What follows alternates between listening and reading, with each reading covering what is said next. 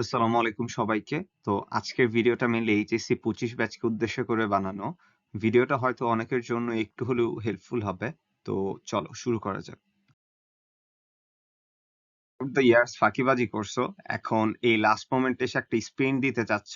তো তোমাদের মনে প্রশ্ন আসতেই পারে যে ভাই আদৌ কি সম্ভব কিনা। And the answer is yeah, it's obviously possible. কিন্তু তোমার সঠিক একটা স্ট্র্যাটেজি মাফিক আগাতে হবে। আমি পার্সোনালি একাডেমিক লাইফে অনেক ফাঁকিবাজি করছি। তো সেই ছোট্ট অভিজ্ঞতার আলোকে চেষ্টা করব কিছু ডুজ অ্যান্ড ডোন্টস গুলো ক্লিয়ার করার।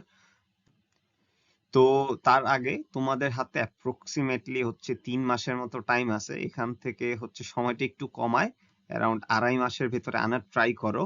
অ্যান্ড এই 2.5 মাসে আরামসে একটা কামব্যাক করা পসিবল। তো তোমরা এই এপ্রিল মাসটা রাখো তোমাদের গ্যাপ ফিল আপের জন্য, যেইগুলা চ্যাপ্টার আছে ওগুলো কমপ্লিট করব। মে মাসটা রাখবা ফুললি প্র্যাকটিস অ্যান্ড রিভিশনের জন্য।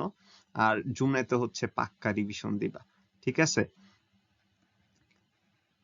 এখন আসো এই টাইমে কিছু ডুজ। প্রথমত, তোমার রেগুলার হতে হবে এই টাইমে।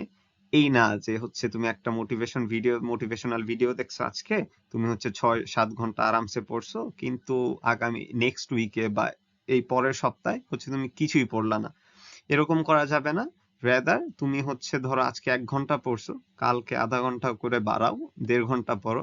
তো এইভাবে পড়াটা গ্র্যাজুয়ালি ইনক্রিজ করো। আর সেকেন্ড যে জিনিসটা আছে, তোমার এই টাইমে সিলেবাসটা মাস্ট কমপ্লিট করতে হবে। আগে যাই করছো না করছো, এই টাইমে অ্যাটলিস্ট ভালোভাবে সিলেবাস শেষ করা লাগবে। এন্ড অনেকের মনে এই টাইমে একটা কমন কোশ্চেন থাকে যে ভাই আমার X% সিলেবাস শেষ হয়েছে, আমি কি পারবো কিনা। অবশ্যই পারবা ভাই, বাট তোমার আজকে থেকেই শুরু করা লাগবে। এন্ড আই গেস বেশিরভাগই তোমরা এফআরবি তে জয়েন আছো, তাই চেষ্টা করবো ওই ক্লাসগুলো ভালোভাবে শেষ করার। এন্ড উইক পয়েন্ট রিকভারিং এ এফআরবি অনেক বড় একটা ইম্প্যাক্ট রাখে। আর এখন এই টাইমে আরেক ক্যাটাগরির বান্দা পাওয়া যায়, যার এখন এইচএসসির সিলেবাসই ভালো মতো শেষ হয় নাই, অথচ সে প্রি অ্যাডমিশন নিয়ে অনেক লাফাইতেছে। দেখো, তুমি যদি আমার মতো একটা ফাঁকিবাজ স্টুডেন্ট হয়ে থাকো, আই ডোন্ট থিঙ্ক যে তোমার এই কথাটা মাথায়ও আনা জরুরি। খুব যদি বেশি মনে হয় যে না ভাই অ্যাডমিশন অনেক কম্পিটিশন, এবার আমি আগেই সলভ করতে যাচ্ছি, তাইলে এই যে মে মাসের আগে তোমার যদি 80% সিলেবাস কমপ্লিট হয়, তুমি কোশ্চেন ব্যাংক কিনে নিয়ে আসবা নীলক্ষেত থেকে বা যেভাবেই পারো। ভার্সিটি ক বা ইঞ্জিনিয়ারিং কোশ্চেন ব্যাংক এনে তোমার যেই সাবজেক্টটা ভালো লাগে, সেই টুসে আমার ক্ষেত্রে ম্যাথটা ভালো লাগতো। তো যেইটা ভালো লাগে সেইটা কিছু কিছু ম্যাথ করবো, অনেক হার্ড ম্যাথ পাবা যেগুলো এইচএসসির পরের জন্য রাইখা দিবা। থার্ড পয়েন্ট যেটা, তোমার চ্যাপ্টার সিলেকশন। তো চ্যাপ্টার সিলেকশনটা অনেক বেশি জরুরি। তুমি যত বেশি পারো, দিন শেষে কিছু পার্টিকুলার চ্যাপ্টার থেকে তোমার সিকিউ অ্যান্সার করা লাগবে। এন্ড ওইগুলা একটু ভালোভাবে রিভাইজ দেওয়া লাগবে। আর এই টাইমে অনেক বেশি প্রবণতা দেখা যায় যে অনেকেই চ্যাপ্টার স্কিপ করতে চাও, যেমন অর্গানিক, ইন্টিগ্রেশন, স্থিতিবিদ্যা, গতিবিদ্যা। তো দেখো, যেহেতু টাইম আছে, স্কিপ করাটা বুদ্ধিমানের কাজ হবে না।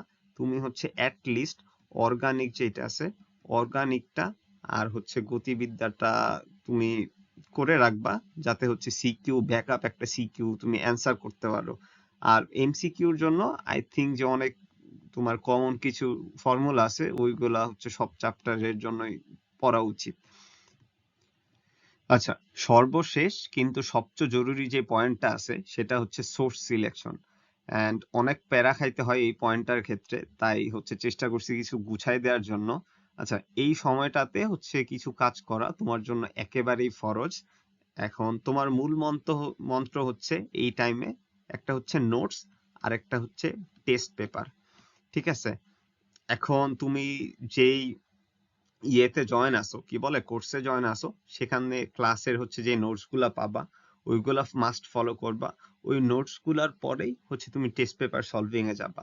আর কেউ যদি এখনো নোটস না বানায় থাকো, তুমি ট্রাই করো যে শর্ট কিছু নোটস যেগুলো আছে, অত বেশি ডিটেলস না দিয়ে ওইগুলা দেখার। আর কেউ যদি স্লাইড দেখে কমফোর্টেবল হও, তাইলে ওই স্লাইড গুলা দেখতে পারো।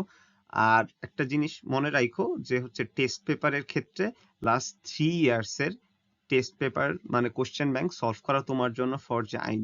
ঠিক আছে, ওইগুলা ভালোভাবে পড়ো। আর হচ্ছে টেস্ট পেপারের শেষে তোমরা হচ্ছে ক খ নিয়ে অনেক প্যারা খাও, এগুলা করবা যে টেস্ট পেপারের প্রতি চ্যাপ্টারের শেষে পার্টিকুলার কিছু কোশ্চেন থাকে ক খ আকারে, যেই টেস্ট পেপারে কিনো না কেন, ওইটাই হচ্ছে খুব ভালোভাবে বুঝে বুঝে সলভ কইরো। তাইলে আই ডোন্ট থিঙ্ক যে তোমার আর প্যারা খাইতে হবে ক খ নিয়ে। আর এমসিকিউর ক্ষেত্রে যদি পারো হচ্ছে মেইন বইয়ের যে এমসিকিউ গুলা আছে ওইগুলা হচ্ছে সলভ করতে, আর বেশি বেশি এক্সাম দিও, ঠিক আছে? এখন আসো কোন কাজগুলো করা যাবেই না।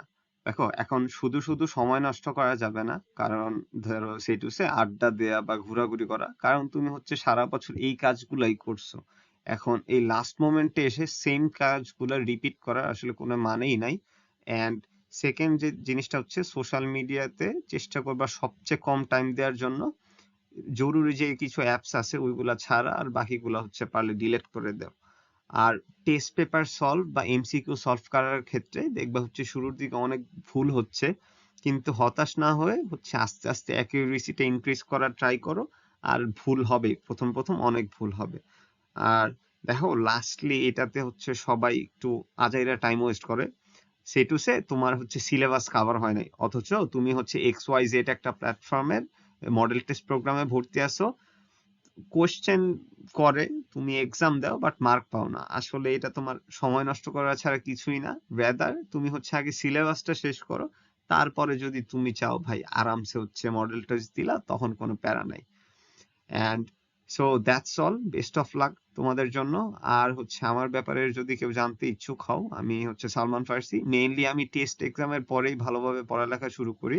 আনুমানিক হচ্ছে 2.5 থেকে 3 মাসের পড়ায় হচ্ছে এইচএসসি তে আমার 87% মতো আসে। অ্যান্ড আমি বুয়েট প্রিলির জন্য এলিজেবল হই, ক্র্যাকও করা হয়। সো যেহেতু অত ভালো স্টুডেন্ট না, আমার জন্য এই 87%টাই অনেক ছিল। আর সো দ্যাটস অল, ট্রাই করবো সৃজনশীল লেখার ব্যাপারে একটা ভিডিও আনার জন্য। টিল দেন, আল্লাহ হাফেজ।